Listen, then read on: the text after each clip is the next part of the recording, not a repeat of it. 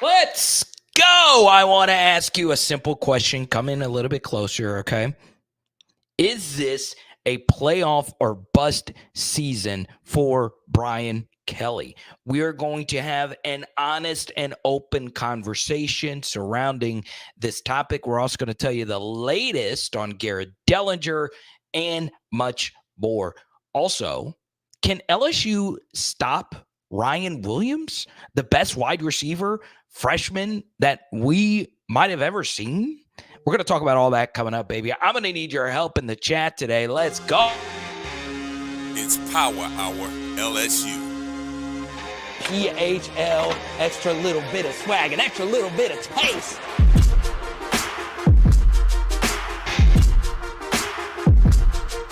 Yeah. Man, I'm headed to the field. Terror of the tiger, I'ma always keep it real. Everything gon' get devoured, it's the power. LSU with Carter, it's the power. LSU with Carter, man, I'm headed to the field. Terror of the tiger, I'ma always keep it real. Everything gon' get devoured, it's the power. LSU with Carter, it's the power. LSU with Carter, man, I'm headed to the field. So, does anyone remember the beginning of the South Carolina game when LSU was just getting absolutely positively rattled by a team that had just struggled with Old Dominion in their season opener? We were saying to ourselves, man, this is not a good football team really at all, right? We had interception issues that were bailed out on a horse collar penalty. Obviously, defensively, we couldn't fill any gaps or able to just run the football. And now, fast forward, winning that game and all the other games, you jump out to a 17-7 lead on the road versus Texas A&M. Every single one of us were wondering, wow, we have a pretty clear shot to the playoff. So it is amazing how different the conversation was, because at the time of the South Carolina game, I think a lot of us were feeling, hey, this team, while it is very talented, we're looking at year 4 being the playoff season of the Brian Kelly era. So what's very interesting, after the season opening loss versus USC, I think a lot of us changed our opinion after the first half of that South Carolina game, but we found a way to win that one. We found a weird way to win the Ole Miss game, and then we played the most dominant game of our season versus Arkansas on the road, 17-7 lead at halftime versus Texas A&M, with our defense completely shutting them down, and Garrett Nussmeier, for the most part, playing really well. And then we collapse. One bad quarter-ish, one bad half-ish, and now it is do or die. So I want to give you an opportunity in the chat right now, or if you want to do this while you listen down the road, whether you're listening to this on iTunes, Spotify, please, if you do, leave a 5-star review. If you're watching this live or just after the fact on YouTube, I want you to comment down below. Give me your most thorough comment as you possibly can. If you think this team needs to make the playoff this year. And understand, if you are saying this team needs to make the playoff, you are saying that Brian Kelly needs to go 4-0 versus 4 teams that are good. Oklahoma's got the worst offense in the SEC. Nobody is close to them, but y'all, their defense is legit, and they play really hard. And Brent Venables, last time he schemed against us, he actually did better than most would have versus 2019 LSU. Then, obviously, Vanderbilt is good. Obviously, Florida has their quarterback of the future. They're good, and we'll be on the road. And Alabama is Alabama, with both of us coming off a bye week. Okay? So, understand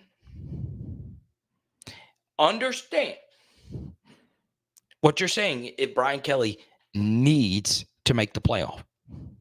I do want to share this level-headed opinion, or as level-headed an opinion I could possibly give each and every one of you. I feel the following is a fair statement when it comes to LSU football. I have always let it be known that the Tigers do have the chance to be the Nick Saban program of the SEC, the Kirby Smart program of the SEC.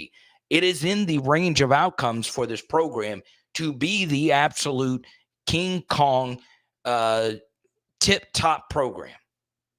If we continue to recruit the way that we are recruiting, obviously 2025 and 2026 should be pretty good as well. And if we do that, we would be looked at as a program that should make the college football playoff every season, the same way we look at Georgia, Ohio State, and Alabama as three schools we think every year will make the playoff. Now, the truth is, we aren't those programs. We just aren't. We are very good. We're in that next tier. We're in, I feel, the top 5-ish, top 10 programs in all of college football. But I think at this point, Brian Kelly needs to make the 12-team playoff at the bare minimum once out of every 2 seasons. I think that is fair. If you want to do 2 out of every 3 seasons, that's also fair. I don't think every season is reasonable. I just don't think that that's reasonable. Now, should that be the expectation? Should that be the goal? Yeah. Yeah. But I think 1 out of every 2 or 2 out of every 3 seasons should be the goal. And I would also say the way we looked at the end of USC and at the beginning of South Carolina, I would have never thought that we would be having that conversation at this point in the season anyway. I would have thought we would have had at least 2 losses after the South Carolina game. Now, did we get some schedule breaks to go our way? Yes. Did we get some good luck to go our way? Yeah. Yeah, we did. But the truth is, we have got to make the playoff once out of every 2 seasons. Now, would I be disappointed that LSU did not make the playoff this year? Yes. I'd be pretty disappointed. Knowing what we know now about USC and knowing how we lost to Texas A&M, it would be very disappointing and a huge missed opportunity. Now, I'm a look forward kind of guy. That's just who I am. I like to look forward. I don't like looking backwards. But, you know, the team that Brian Kelly should have won the Natty with was the team last year, if we're being honest. All right. Once again, not going to dwell too much on that. That team was, you know, better on one side of the football and worse on the other. But that's what it could have, should have talked.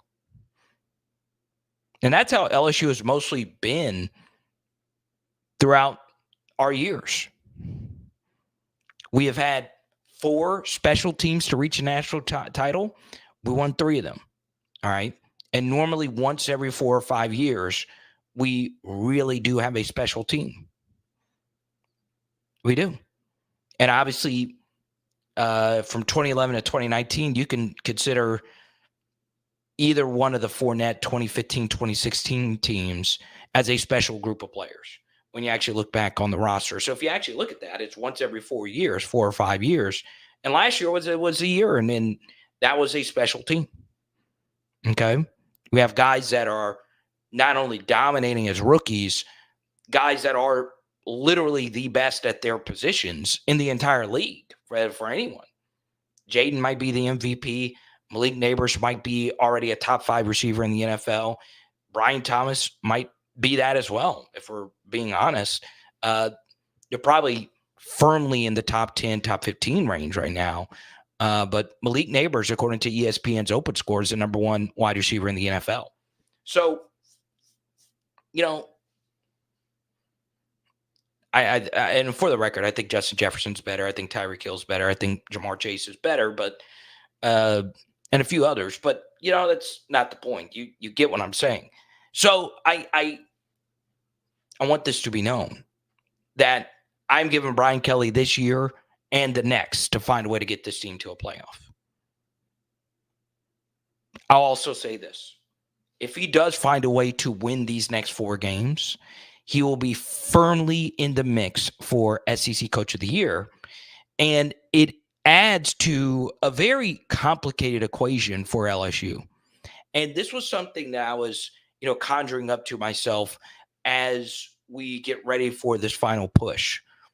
What if, and this could reasonably happen, what if LSU wins out the rest of the way, qualifies for the SEC championship game, lose that game, and then they're stuck with 3 losses?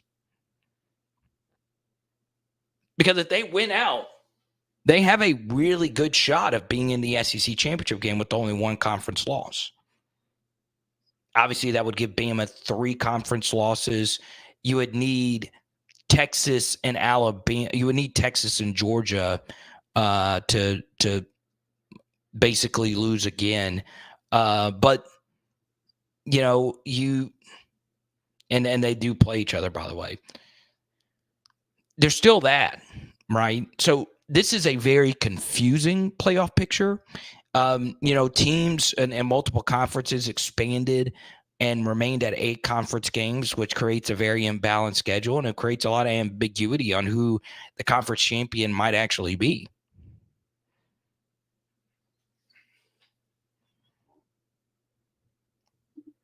Let's go to John, who's one of our more level-headed commenters. We also say hi to Jared, our top super chatter, Sam. We have our super chat goal up. If we can get to 10 super chats in the next hour, it could be any monetary amount. If we get to 10 super chats in the next hour, we are giving out an LSU autograph card. And I'll give you multiple options. I'll go dig a few out. I think we're going to get to 10 super chat goals. You see it on the YouTube chat right there. Let's go to John, though. LSU needs to win the 4 games because it's a realistic expectation at this point. But BK should not be on the hot seat if we don't. His team won't materialize totally till next year. So this is where I run into an issue. Obviously, if we start venturing off into next year, and we did a lot of that yesterday in our Bryce Underwood film study, but if we start talking about the next year, all right, and Jared already fires one in there. There you go. I appreciate it. Jared, every single chat drops $5. It goes a long freaking way. Here's my honest thoughts on next year. You lose Will Campbell.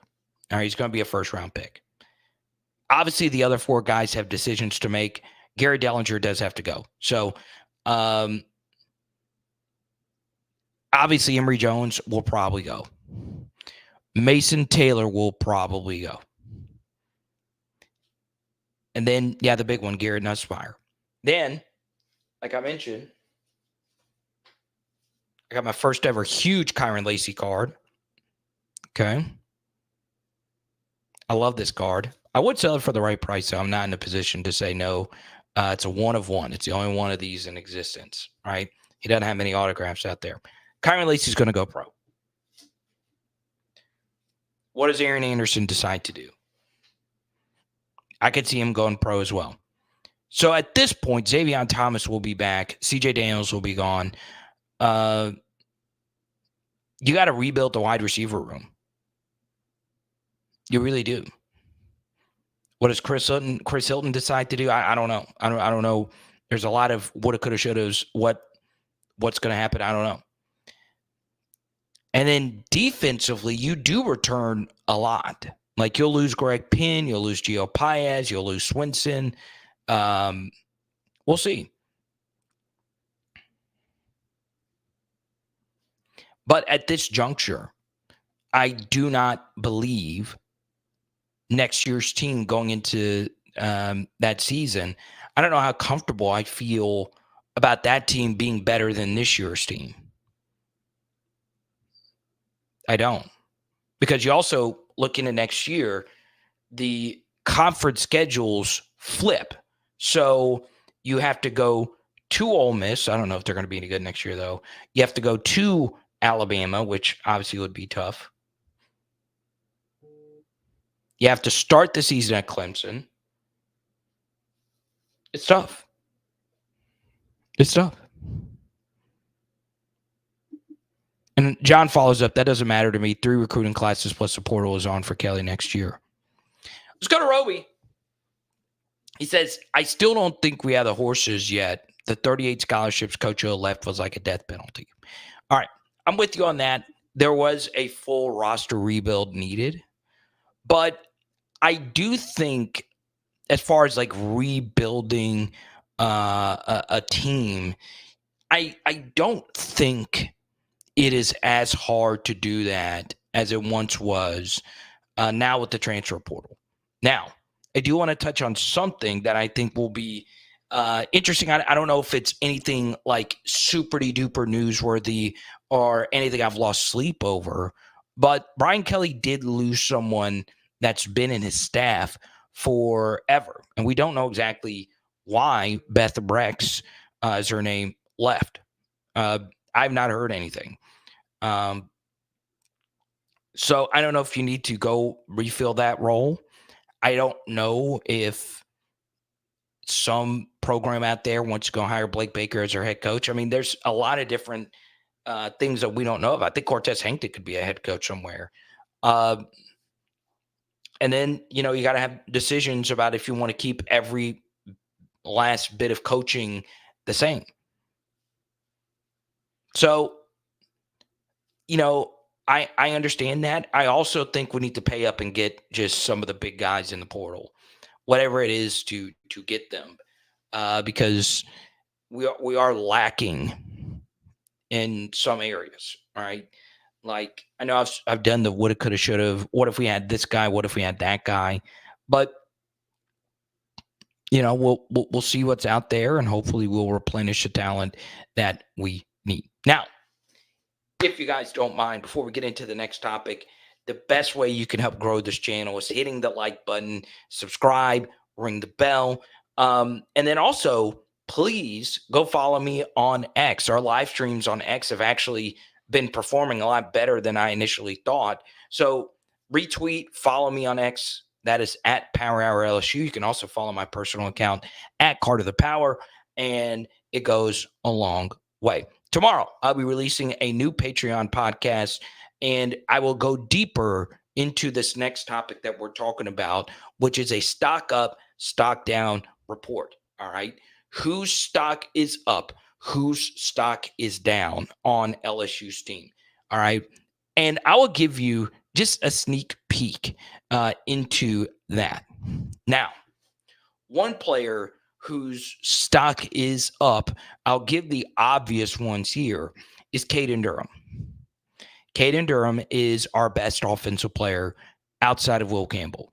He has been that good for us. He is that big of a needle mover for us. And it's just that simple. I think it's important to note that the gap between him and the second best running back on this team might be wider than the gap of one person to the next on anyone else on this team, if that makes sense, right?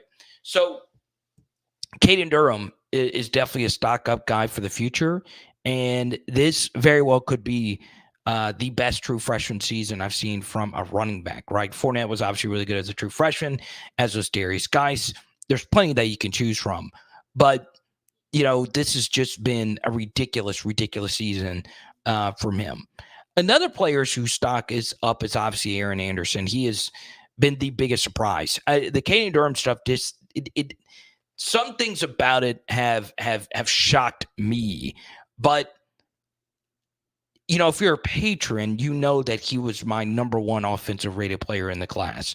So it's not really a shock, even though his recruiting ranking wasn't as high as the Tradez Green or Weston Davis or someone like that. But Aaron Anderson was always a player. I was like, man, I think he's good. I don't know if it'll ever materialize to him being elite, but he is elite. Right now, he has been elite. He has not had a bad game yet. He just hasn't. That is ridiculous. That is hard to do at wide receiver. I understand his style of play does fit in really well with Garrett Nussmeier, and they did have a lot of chemistry from the year before. And, of course, the Chris Hilton injury has helped out his target share. But the bottom line is he's just been that freaking good. And no one really thought that it would be like this. I think a lot of us felt Kyron Lacy would be by far the best receiver on this team. I think him and Aaron have been tied. Obviously, they're different style of players, but Aaron Anderson fending off a very talented Xavier Thomas, a very talented CJ Daniels also on this team who's played really well in my estimation. Aaron Anderson stock up. Obviously, those are two of the obvious ones. And then obviously a stock down for me. And on tomorrow's show, we'll dive a little bit deeper into some of the backups. I know I said that I would have switched out centers during this bye week, but DJ Chester is a year 2 player. He's year 2. And, if I remember correctly, I'd have to go back and look at my high school film again. I think he played offensive tackle in high school. So playing center as a year 2 player is hard. It's a very cerebral, physical position. All right. It's an in-your-face position. But, I think a stock down for me would be Miles Frazier, right? I understand it's not just him. A lot of it is the play calling. A lot of it is the play design. But this year, I would have thought he would have taken a step forward. And he's solid. Like, he never was like a dominant player, even during the Jaden years. But, man, it's been tough sledding for him this year. So that would be one of my stock downs on offense. Now, we'll go to the other side of the football.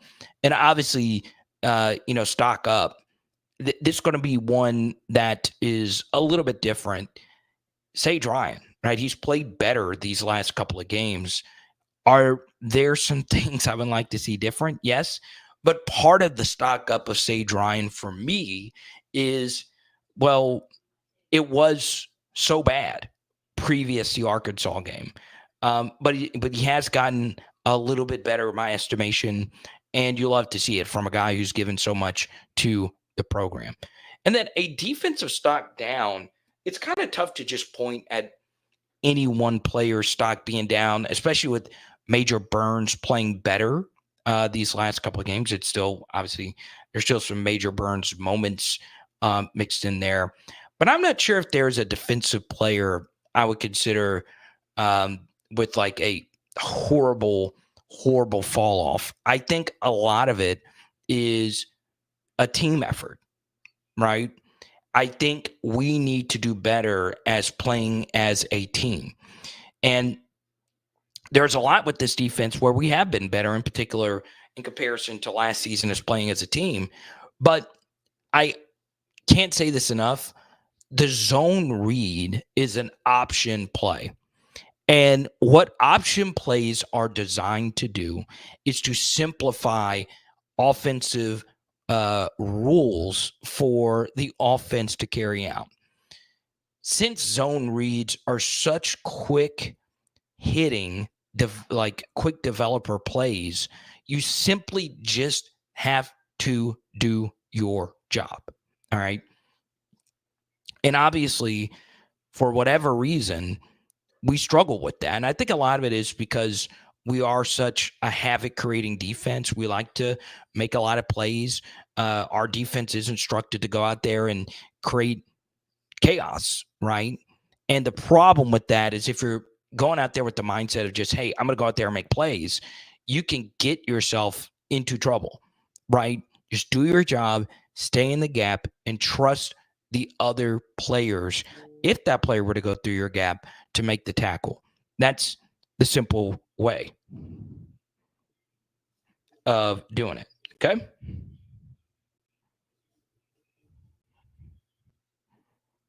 Now,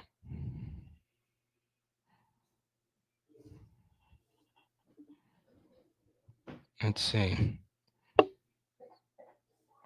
It's crazy. I'll be back doing some play-by-play for college basketball this year. Pretty excited.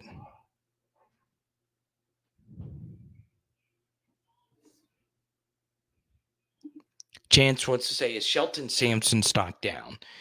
Yeah, it's kind of tough for me to say stock down because it was so low at this point. But if you would have told me that Shelton Sampson would be healthy for a year and a half, and he still would have not caught a pass up to this point in his career.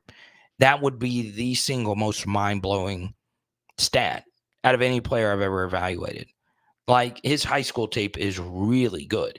It is really, really, really good. He was a top 100 recruit. But, for whatever reason, it's just not worked out. It's just not. And it's not just like the incompletions. It's that the targets that we've thrown to him have been heavily covered. I mean, we're not even close to getting a completion to him. So it's tough. It's tough. And he's gotten to play some because of our injuries. But there you go. Let's go to Pierce. He says, call me nuts, but the more I see Will play this year, the less I'm convinced he's a top 15 pick. Yeah, the A&M game was a tough matchup, right? He's had 2 matchups in a row going up against guys that are going to get drafted next year. Landon Jackson from 2 years ago, and then this past week versus Texas A&M. They haven't been his best games. But I don't know what it is, and we'll need to look into this 2 years from now, even if A&M's on our schedule 2 years from now. What is it about that building that causes us to now play our best football? And in particular, we really struggle in the trenches on both sides when we are there. I don't know why that's the case, but it has been the case. All right. Yeah, Roby, and LSU's going to get some. I don't think LSU is going to have any problem getting wide receivers out of the portal next year. All right, there's no ifs, ands, or buts about it. All right. Now, coming up next, do we think, or let me put it this way, do we know if LSU can stop Ryan Williams, the superstar wide receiver for Alabama? I believe that they can because of this. Book your 360 spin booth experience today with Zion Imaging. Yes, that's my buddy Jaron Thomas who started this venture years ago. And look at the smiles on these faces. This state-of-the-art photo booth is so incredible. I work in the wedding and event industry, and anytime I see a 360 photo booth, it takes your event, whether it's a reunion, a wedding, a conference, no matter what it is, it takes it to another level. Give them a follow on Facebook. Book them today. There is a special deal going on now where you can get up to 40% off. This is all the info. Give them a call today, 318-469-4265, or go to Zion Imaging. That's XYAN Imaging.com. Home is where the heart is, and our friends at NOPOD Roofing really takes that to heart. 504-810-8744. Give them a call today for all of your roofing needs. And one of my favorite things about NOPOD Roofing is their versatility. They not only do roofing, they do siding, they do painting, they do tree removal, fencing, anything home improvement. Our friends at NOPOD will get you straight. Give them a call today at 504-810-8744 and let them know PHL and Carter the Power sent you. We never overpromise and always over-deliver with NOPOD, baby. Let's go. Weeks, let's freaking go, baby. Dental health is wealth, and our friends at Sequoia Dental are looking to help you feel like a more confident person. Dr. William Wilson and his team of experts do everything in their power to make this experience for you not only comfortable, but fun. Yes, take a look at this after and before photo. That guy definitely got himself a date thanks to Sequoia Dental. From teeth whitening to cosmetic surgery to, guess what? Botox. Yes, they do Botox. Call my friend Dr. William Wilson today or just go book your appointment at sequoiadental.com. LSUFootball.com. I think joy and happiness and doing things you like is important. My favorite thing is sports cards. When I'm not on YouTube, I am building my collection. And when I started, I wish there was a sports card strategy show. He wasn't necessarily going to be a first-round pick before all this Heisman buzz. Now they're talking about him being a top 5 pick. Paul Hickey and the team at nooffseason.com personally helped build my Jaden Daniels collection, and they're looking to do the same for you. Just check them out on social media or nooffseason.com. All right, so I will not at this point be at the Alabama game, but this is what happened last time I was sitting in this chair and I said that.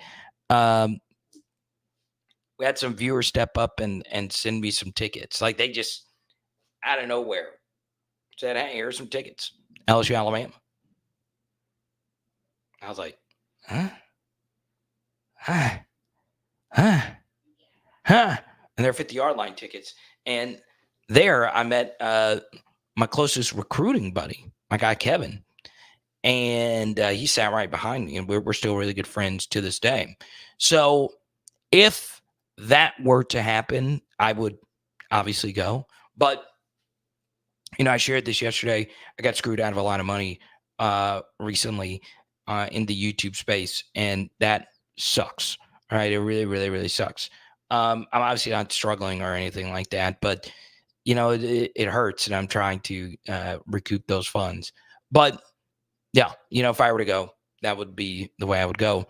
And I've shared this before. When I go to games, lucky enough, I do have a place nearby where I can do my post-game show, but it is a lot of work. It's driving, the traffic and the film studies, and now all the NFL stuff. It's just how it is. Okay. Oh, did I say Brian Williams?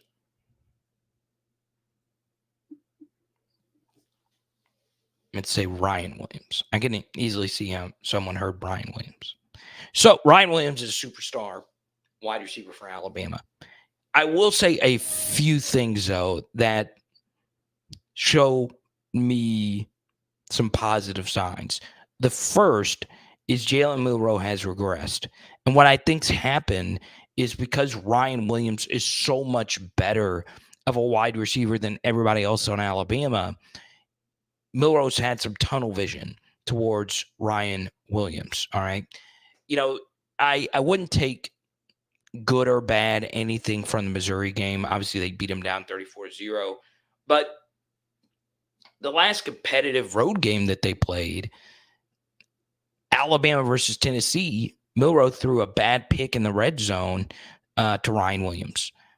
And as great as he's been, and you got another big NIL deal today, I do think compared to where our secondary was a few weeks ago, I think LSU is in a better spot to guard him. But we'll see. The last true alpha receivers we've played have done really well. All right. A&M, they don't really have an alpha, but Andrew Armstrong is 5th in the country at Arkansas when it comes to yards per team pass attempt. And he had, I think, close to 100 yards, and they only played 50 offensive snaps.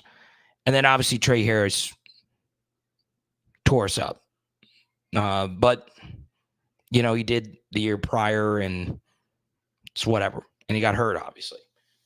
So we've had some issues, guarding some of the alpha 4- and 5-star big-time NFL draft prospect receivers. But,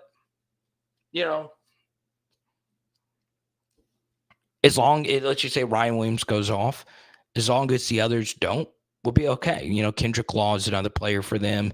He's a slot guy out of Shreveport. He's a good blocker. He didn't really turn into anything. And Jeremy Bernard, number 5, is a good player for them. But I'm not as worried about this Alabama passing attack as we were a few weeks ago. Oh, God, oh, God, he's here. I don't know if I have the energy to do it today, but I will. There. Master Blaster. What's good? Let's go. Now, we do this every Wednesday. We go through the rest of the SEC. But before we do that, let's talk about Garrett Dellinger. Do I think Garrett Dellinger will play versus Alabama?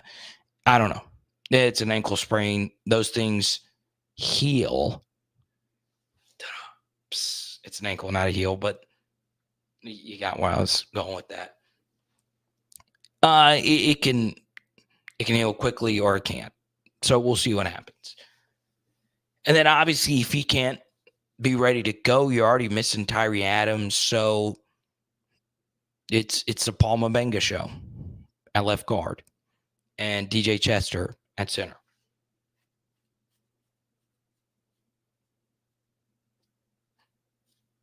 Let's go to Rick. The first thing we must do is stop Jalen Milroe. That's job number one, especially with his legs. Okay? Stopping Milroe and Jam Miller, their running back. Okay? Now, tonight, I am stepping in with,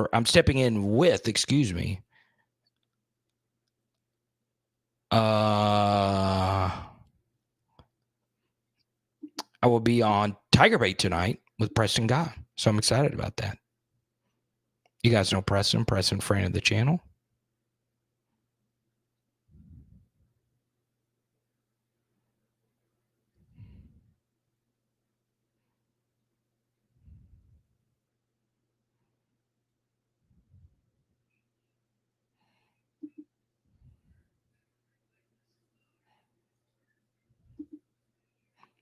Let's see. Can we spy Milroe this year, please? Yes, we will have a better plan.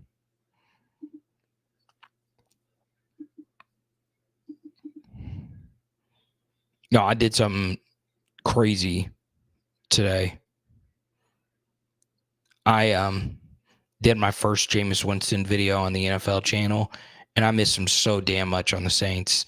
I really do. He is just the funnest guy. And I miss him on the Saints. I really do. Saints have had some of the funnest like backup quarterbacks. Chase Daniel, Teddy Bridgewater. Let's go to Taylor. Put Xavion and Caden in the backfield at the same time. Yeah, let's do it. I could see that in particular working in the red zone. Right? You know, teams tend to think, hey, in the red zone, we need to put thicker bodies out there. No, put faster guys out there. Xavion, of course, has been really good in the red zone on those jet sweeps. And, of course, Caden Durham has been Caden Durham. But I like that idea, Taylor. And look, we are a third of the way to the Super Chat goal. I love it. I'll show Taylor some love in the chat. Always bringing the energy. I love it. Okay. I thought I had this pulled up. Let's put this up on the screen. Now, this is where I always say, always bet within your means. Where is your lock of the week this week in the SEC?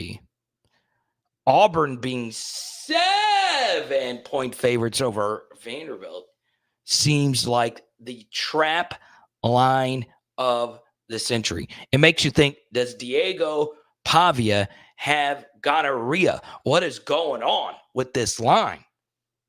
How can Auburn, who can't freaking score after beating Kentucky, be a 7-point favorite over the darlings of the SEC, Vanderbilt?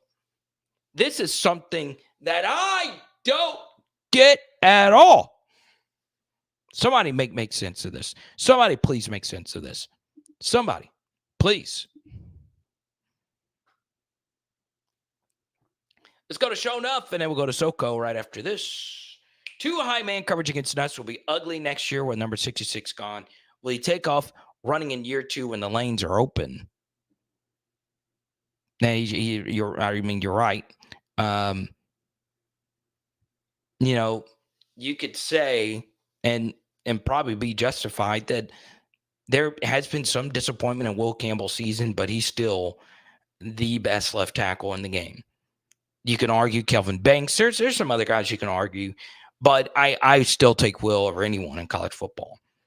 And the thing that really stinks when it comes to offensive line play is an offensive lineman has an effect on every single play in the game because they are out there every single play, which is why in our rushing film study suggestion video yesterday on this live stream, you can go check it out on Twitter as well.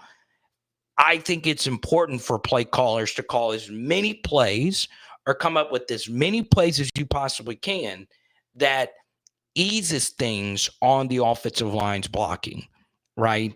And there are plenty of run designs that you can run where the offensive line doesn't really need to execute a block at all. Or everything just, I hate these stretch run plays where we're asking Trades Green to block 5-star defensive ends. It's just not going to work. These defensive players are so smart nowadays. They've seen everything. But, whether it's next year, showing off my guy Jordan, we need to see it this year. We need to see more nuts runs this year. Appreciate it. Let's go to Michael. Carter, I'm going to put my money on the over 10 super chats by the end of this episode. What do I think? I think if we do, it's going to be you, Soko, that takes home a Traven Durrell autograph bold ticket auto. This one is numbered out of 99. Only 99 of these are in existence. So if we get to the over 10 super chats, y'all are winning this for Soko. Love to see it. Okay. Now, I need y'all right now to give me your lock of the week. I feel like a sucker going to bet +7 with Vanderbilt. I'm getting 7 points.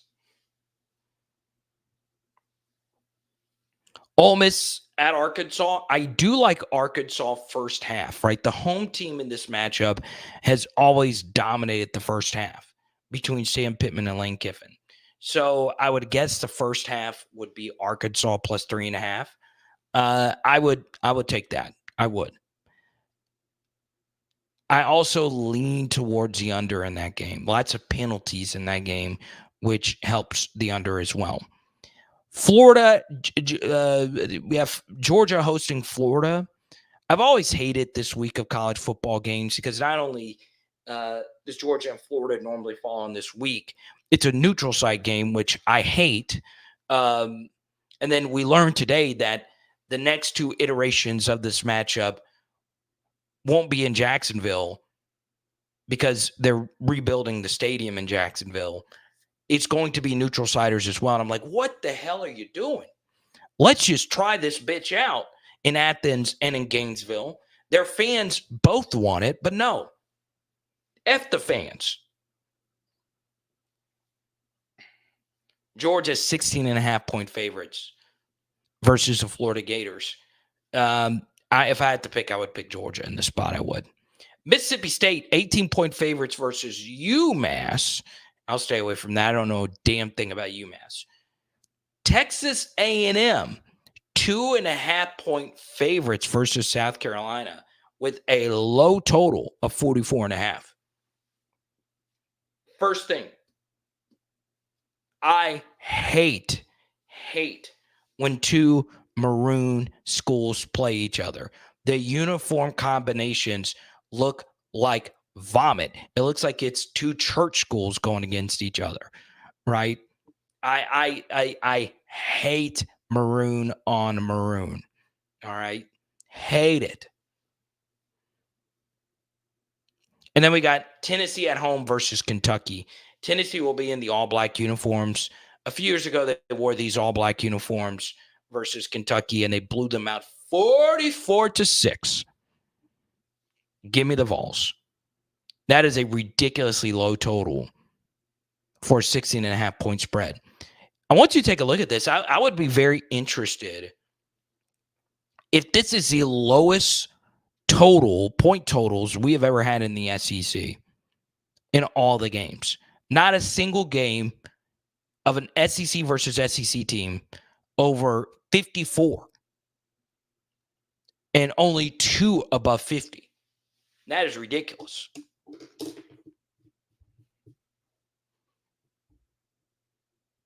But that's how a lot of the quarterback play is gone. Thank you, Soko. Appreciate it. Tari, thank you so much as well. Appreciate you. And by the way, I was going to do it anyway. Soko, congrats. I'm sending you the Traven Durrell card. Even if we don't get to the 10 super chat goal, we still have 15 minutes. We can still get there. So all you got to do, Soko, is shoot me an email at powerhourlsu@gmail.com. All right. Harrison's calling it now 27-7. But yeah, man. We've honestly been doing really well, numbers wise on the channel. And this has always been the case. It is hard to generate numbers during election season. It is so freaking hard. Like all sports coverage outside of the actual games themselves, but even then, everyone's pumping whatever in their minds before they go vote. Tari, thank you for the super chat. I appreciate you, man. And Soko, just shoot me an email, powerhourlsu@gmail.com. We got you. But if you're watching this down the road, give me your lock of the week in the chat. That's what you got to do. But honestly, I've gotten more compliments than I normally do on the film studies. And don't get it twisted. I love doing film studies. I really freaking do love doing them. All right. But I actually like doing this more. Right. And there are new ways that I want to do film studies, and there's new ways I want to incorporate my live shows. Right. I want to have like a studio where I go in and I have producers and all that stuff.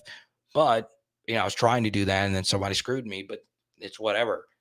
I really, really, really love doing this, right? I don't want to get some stupid ass accounting job to where I can actually start making like big, big, big dollars, but which I won't do probably. It's either I do this or I go broke. How much am I short? I'm not short any. It's actually, in this case, the volume. But, I'm always down to hit the hundo mark. That's always if I do a show and I hit a hundo, I'm cooking. No, it was not YouTube. It was not.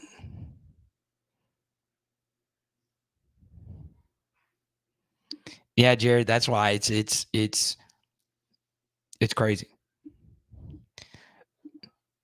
But you're right, Chance. Sometimes when you take a strong stand, you are right. I've gotten some strong stands wrong, but that was one I felt pretty comfortable in. So there you go. And by the way, I never had anything against Mark Stoops. It was just so blatantly obvious that he was in over his skis. But I don't know anything. Now, I'll share what happened.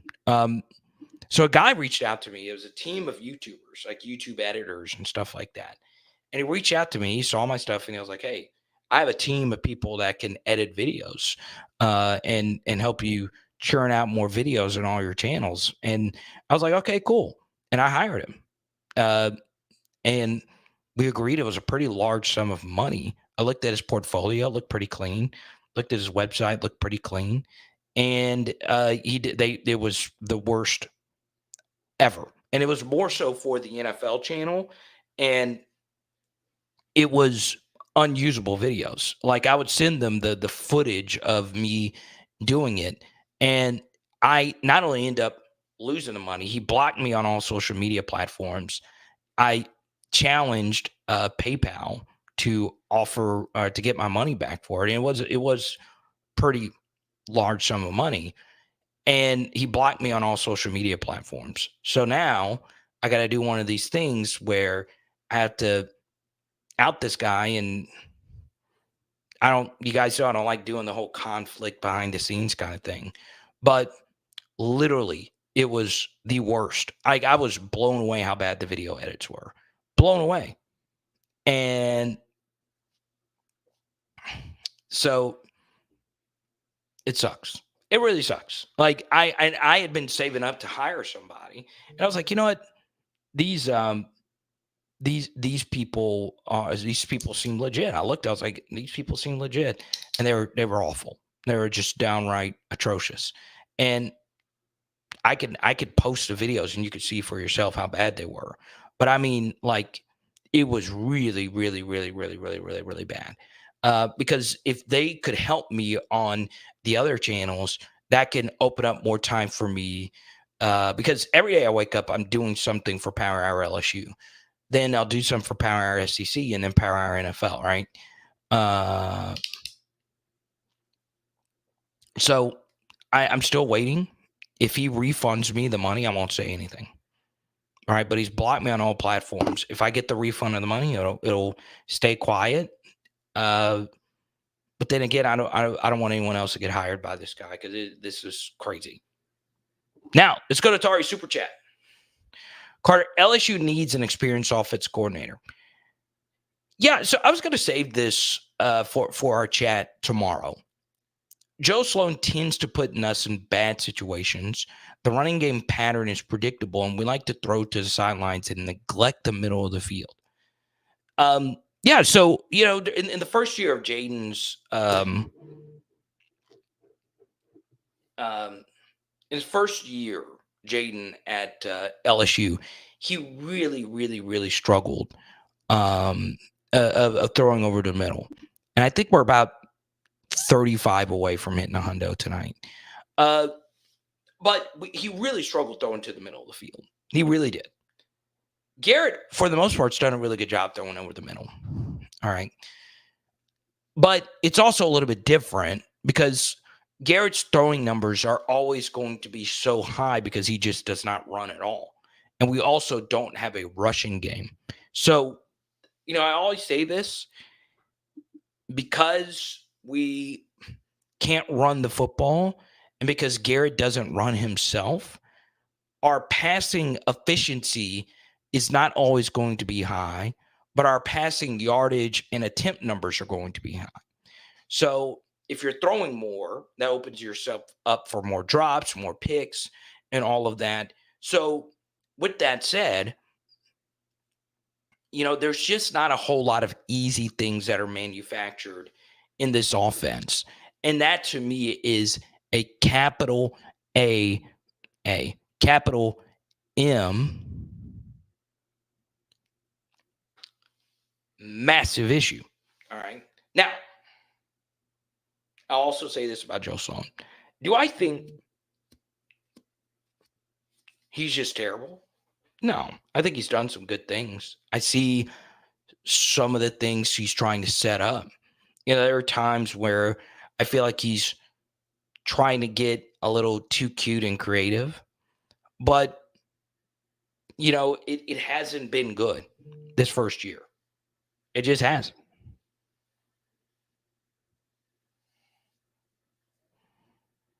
Also, when Nuts is struggling, it's an issue.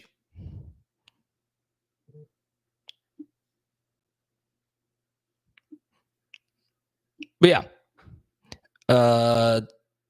let's see. And we can go up to 200, but times are tough. We used to hit 200 on like every live stream, which is crazy. Also, if we can't, why no running back or wide receiver screens? Yeah, Tari, that's a good question. for some reason or another, LSU's never been a good running back screen team, right? Like, we've had some running backs be good out of the backfield, Clyde Edwards-Helaire, but it was rarely like your typical screen. Like, I think screens are tougher now because defensive linemen are just better at reading them and retracing their steps and making plays. So I think running back screen production is just down all around. But yeah, we don't have a whole lot of like just gimme kind of things. And for some reason, we have never, ever been able to run a smooth running back screen. 2007 LSU would do a decent job of that, but it's just never really been our thing. It just hadn't. Okay.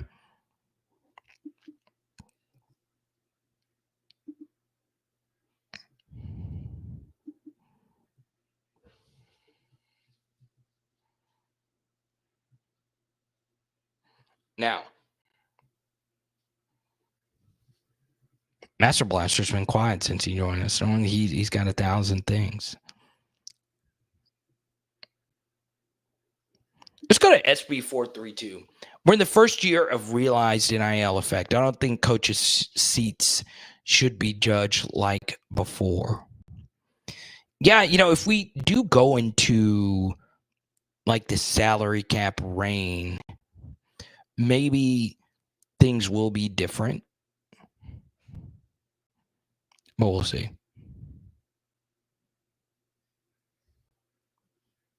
I still think, though, it would be nice to have a playoff appearance in the first year of the college football 12-team playoff.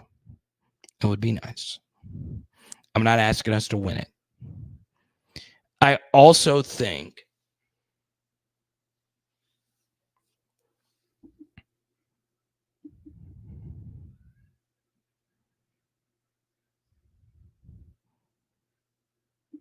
it's a good point from Jared. I think the 12-team playoff is in a really good spot from a PR perspective, and I'll tell you why. Last year, in many ways, Florida State being screwed by the playoff committee was a great thing from them from a PR standpoint, because they could say, look, we don't want one-loss SEC champions who beat the number one team to not be able to get into the playoff, nor do we want an undefeated Florida State team not getting into the playoff. So everybody essentially getting in this year is going to be very freaking good for the college football playoff, right? Because the first thing they'll say, no matter what happens, right when the playoff, and this year's messaging and all the stuff, when the 12-team playoffs will be announced, you will hear some prominent analysts say, well, thank God it's here, so we're not in the same as a positive. Look, I'll be excited about the 12-team playoff. It'll be fun. This is where it gets fun. This is where the best thing to happen for the 12-team playoff this year would be a 6-7, because then the playoff can say, well, this is what we should have done all along, because we didn't put all the teams we needed in the playoff to rightfully find the right national champion.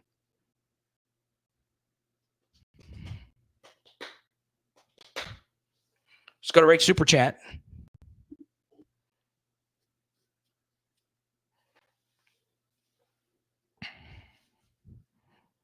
When facing a great defensive line, misdirection screens, passes to flats work.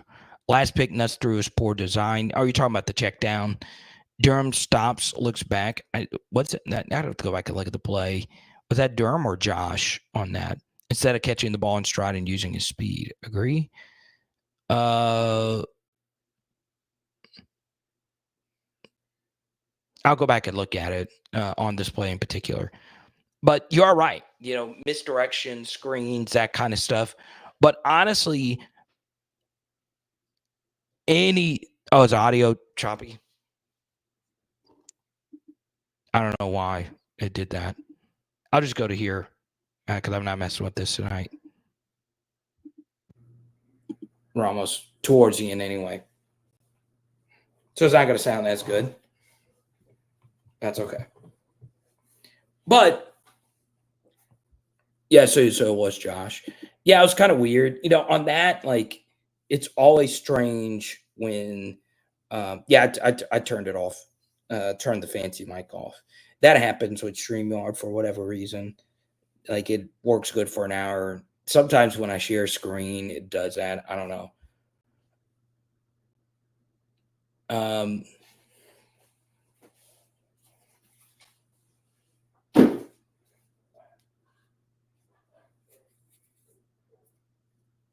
Oh, it got better before I switched over. Yeah, I'll just stick with this.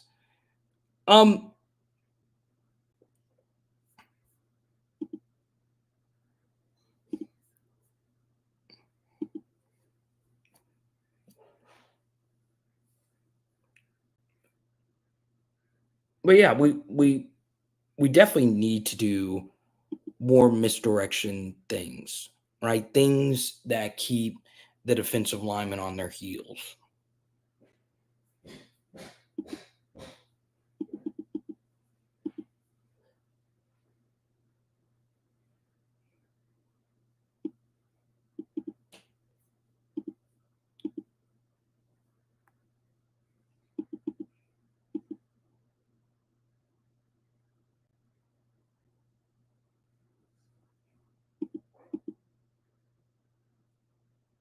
So I'll be on with Preston tonight on Tiger Bait. And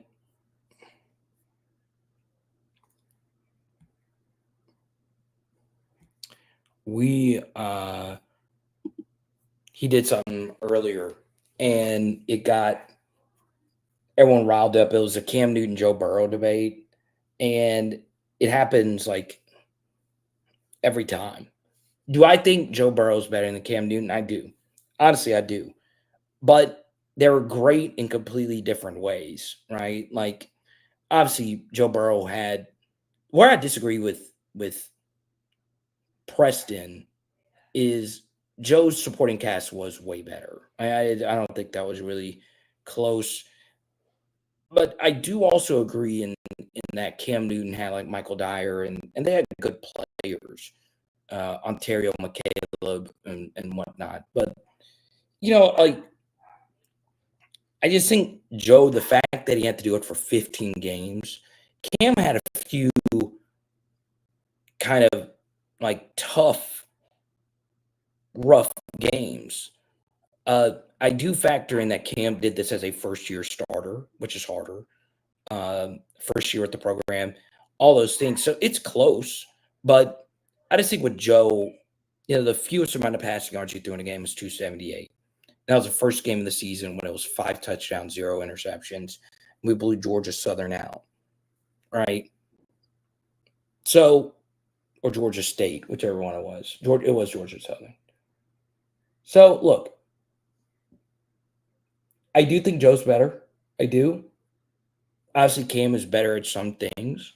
I think Cam is better for the situation he was at Auburn. I think Joe is better for the situation he was in at LSU.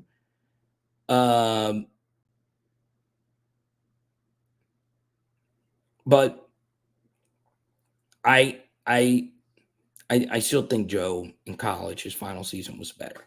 I do. But it's very close. It's very, very, very close. It is 8 p.m. Central tonight with the Preston Guy. Okay.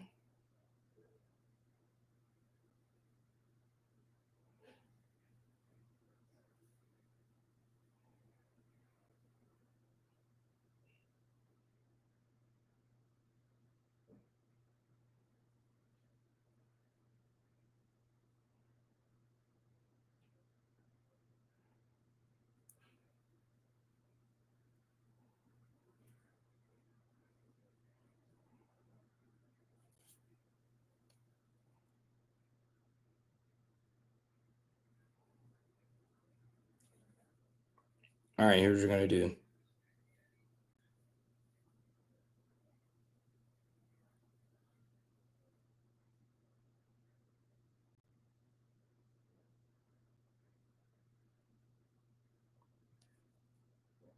In the next 10 to 15 minutes, I'll answer as many questions as I possibly can. If you super chat, we'll keep it going.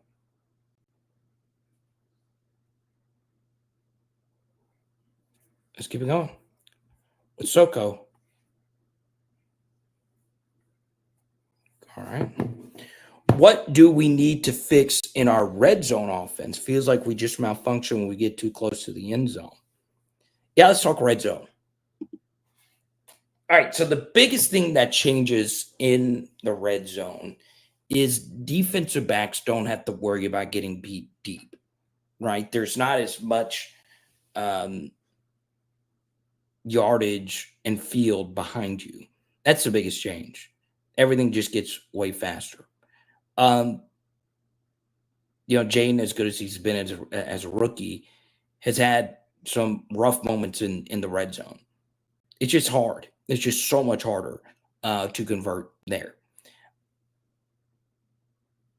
Let's start with the first thing.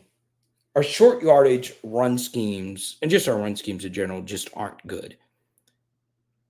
The second thing about, the red zone play calling is we need to do a better job of formational diversity and just having creative ways to get different guys the football.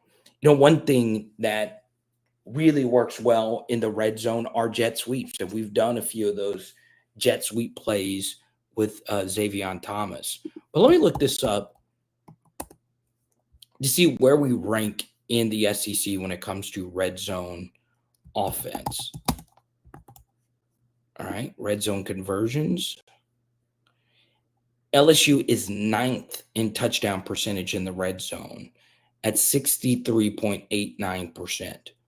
We have been to the red zone 36 times, and we have scored 31 times, and 23 of them have been touchdowns. So 63%, it's not bad. As you can see, it's middle of the pack. Texas leads the SEC at 74.36%, and the team we just played is at 72.73%, right? So we score a touchdown every time we go into red zone, less than 2 out of every 3 times. Texas A&M scores a touchdown slightly less than 3 out of every 4 times when they get to the red zone. Now, what's interesting is LSU is 4th in red zone attempts in the SEC at 36. So we're doing a good job getting down there. We just got to convert.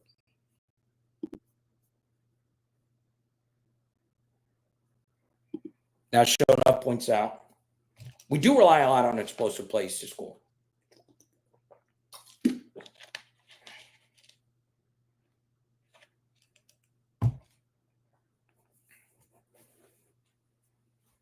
Samuel, I hope Taylor was fun Sunday. Well, I know you didn't go. I know the wifey went. Mine, we could not swing it.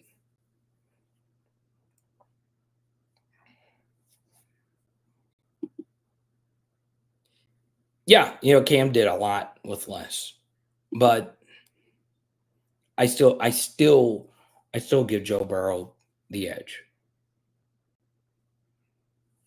All right, so Samuel wants me to give out my college football playoff. All right. Now, I'll say this before I share who's in my college football playoff. I try not to get to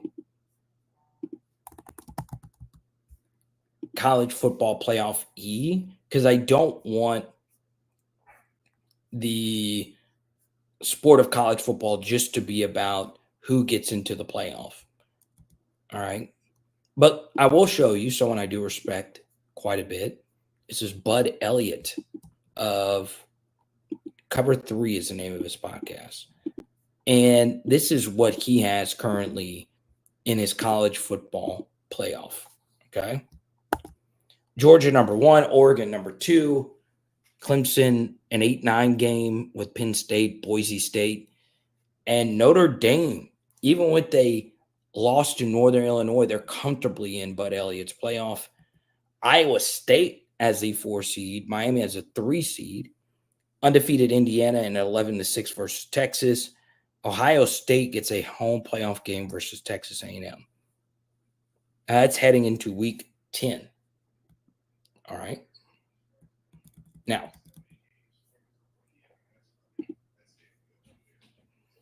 obviously, the winner of LSU Alabama might find their way in. You know, at this point, Texas A&M was the 12 seed. They only had 1 loss, and the loss was versus us. So we're going to need some help.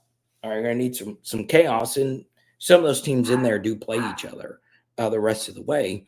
But, you know, I think by looking at that, that lets you know that a 3-loss team, it's a tough way for anyone to get in. Okay. Now, what about BYU? They are indeed undefeated. There are so many people that are picking against them every week, but they keep winning. And they keep freaking winning.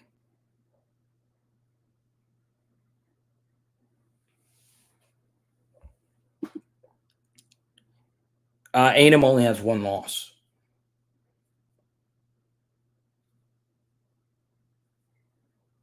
And Tennessee also only has 1 loss. So, if you're LSU, you really need one thing that could help you out big time is if Tennessee were to lose to Georgia.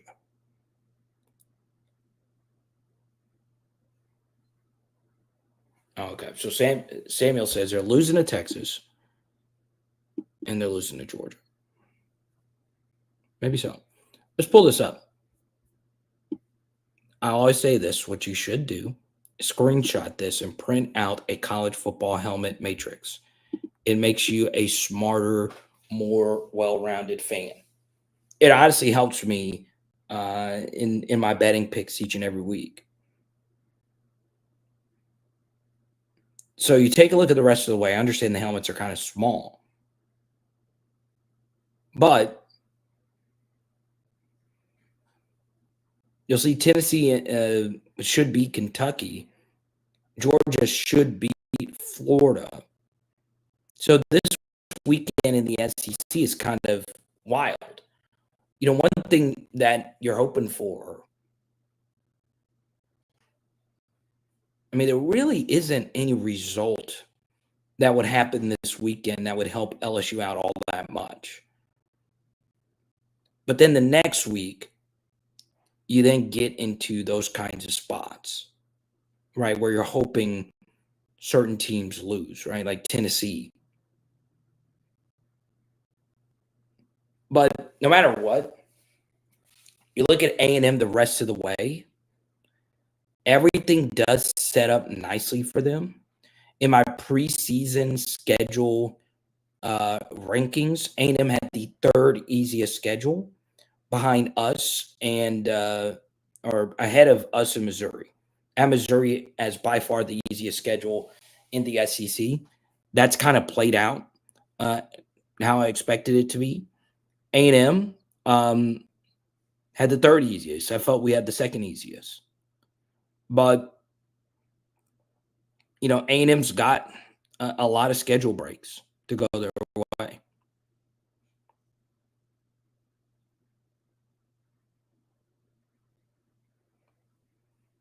Auburn is terrible.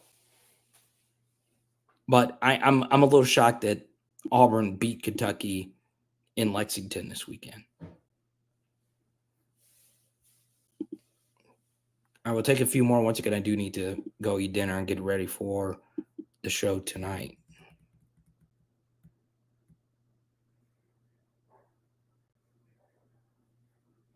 Yeah, I'm with you, Larry. I'm a deeper thinker like you are. Like, I don't just look at wins and losses. I look at how things. I look at how some other things play out as well. Yeah, Pierce. That's true. One thing I don't want to happen, I would prefer us going to the playoff with 2 losses, but no SEC championship game, especially if we got to play Georgia. I want no business of Georgia in the SEC championship game. I went to that a few years ago, and the Dogs, dude, they pack in, bro. They pack the F in. And I know a lot of us are scared of the Cheez-It Bowl. I am too.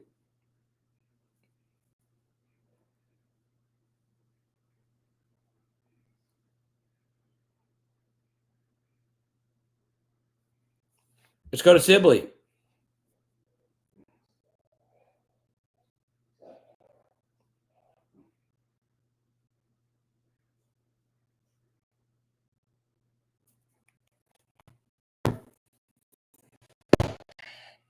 One bad in the rhythm or is that performance normative? You think Texas in. All right. Once again, A&M didn't have to play Alabama.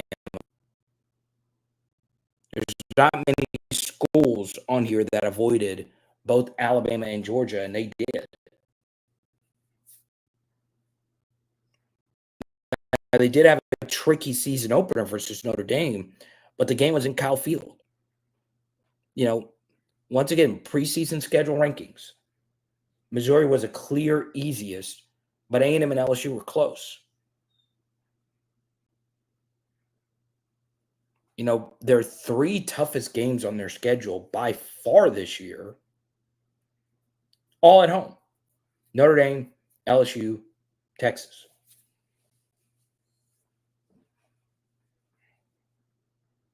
So if you're thinking that they lose 2 more games, Sibley, do you think they're losing at South Carolina? I don't think they lose to New Mexico State. Could they lose at Auburn? Sure. Auburn in a little of a weird look-ahead spot for Alabama, but I think they'll lock in for that. Then you have, obviously, the most anticipated game on rivalry weekend this year will be by far Texas and Texas A&M.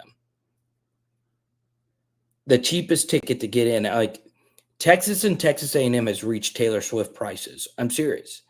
The cheapest ticket to get in is $1,500. Last I checked, $1,500.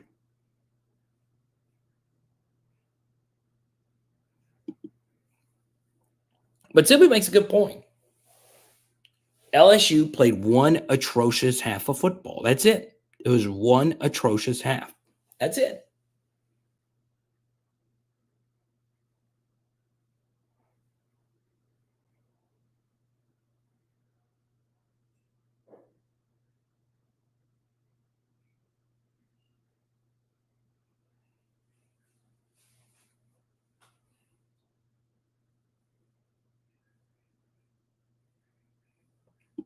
Yeah, and to this point, and Sibley's made this point as well. The best place to be this year is avoiding the SEC championship game and being a 5 through 8 seed. Hosting a playoff game the first year of the college football playoff is such a huge W for your program. Like, it is so huge. I understand it might not do a whole lot in like recruiting or whatever, but if you want to get your fans hyped up, host a playoff game, right? It's the most scarce resource we have in sports are college football games. It is the most scarce thing. And every year as a fan, you're lucky to have 7 games of inventory, and half of them are rent wins. So, this year, if you can add an extra playoff game, you get all that extra revenue. And like I said, I had a dream before the season that we were hosting a playoff game. And some of these games are going to be on TBS and TNT. And it was Ernie Johnson, Kenny, Shaq, and Chuck on the sidelines.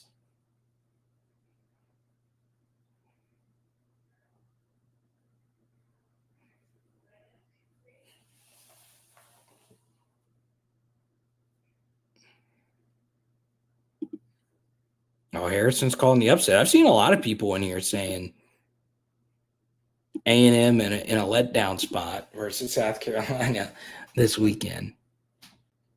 We'll see.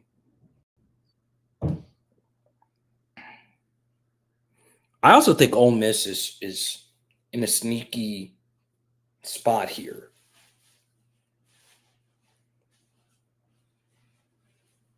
Unhealthy Trey Harris really limits him. They have never played well in Fayetteville under Lane, though. I mean, in 2022, they got absolutely curb stomped in Fayetteville. And then in 2020, they had 7 turnovers.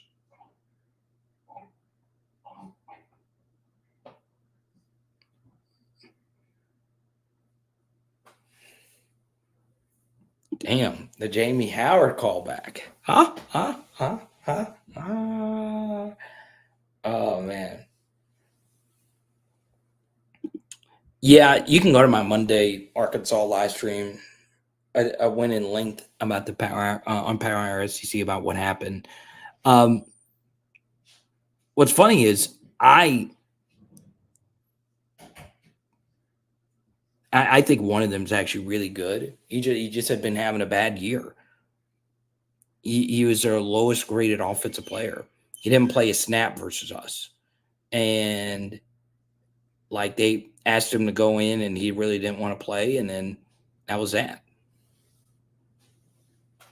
The other, and that's Ty Washington. The other one I think is from New Orleans, Varkey Combs. But yeah, they weren't really playing a whole lot.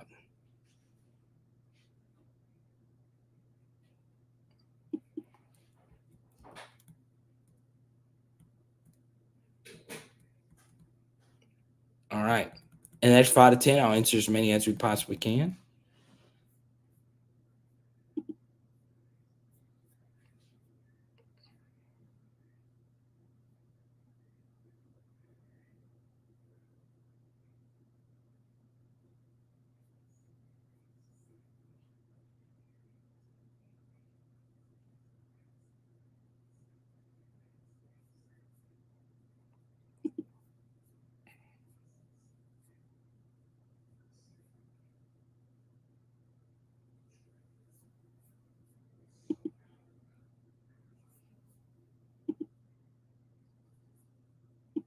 Take a look at this.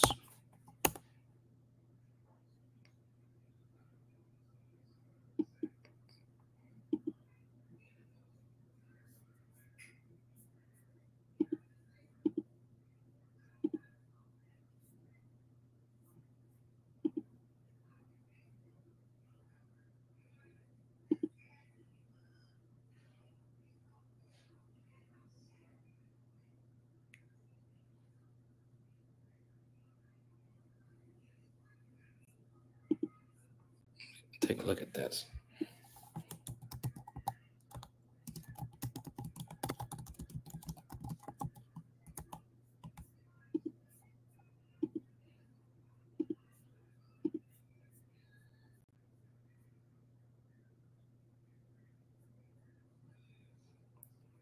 All right.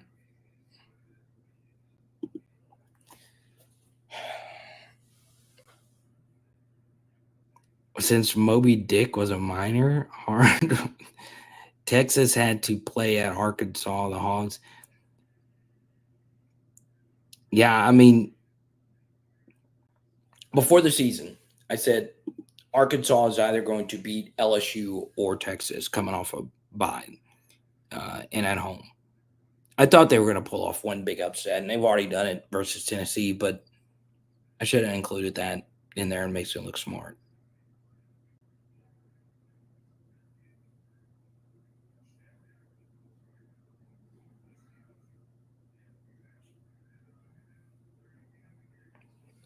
Wait, the Yankees are winning? Oh, let's go, Yanks. I don't want that series to be a sweep. Is the game in LA tonight? Oh, so they go 2-3-2 in baseball. So it does go 2-3-2.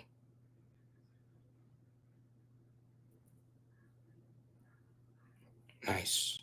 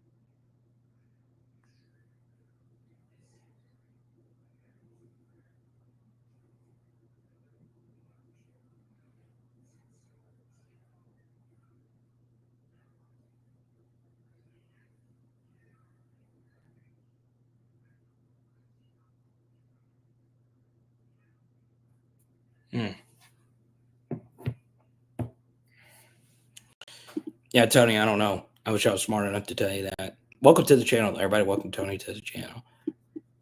All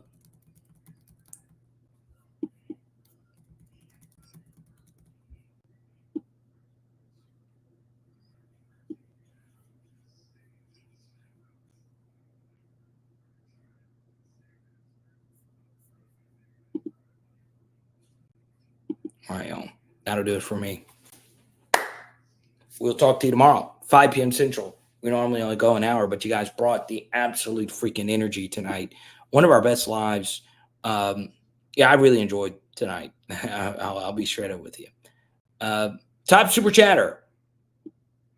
Shout out to Sibley, Soko, Rick, Soko, Show Nuff, Taylor, Roby, and Jared, who super chats every live stream. Soko was the big winner of an autographed card. Shout out to TOV. Shout out to Tari as well. Tari Love has become one of my really, really good buddies on here. And shout out to even those that aren't able to super chat. No big deal. I appreciate you guys and all your support. It goes a long way.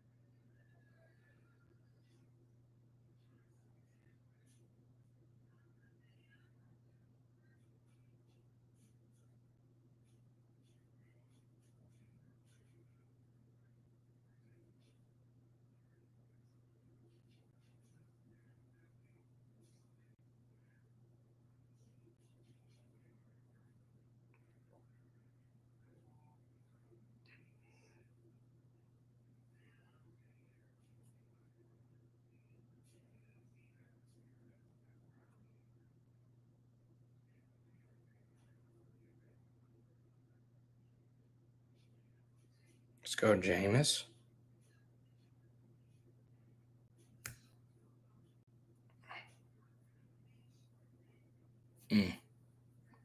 Well, it is. Power out. LSU. Boom. Now, if you want more from me, Power Hour SEC, don't forget to sign up for the Patreon. You get an extra bonus pod tomorrow and tonight. we are doing some salmon, baby. Let's go.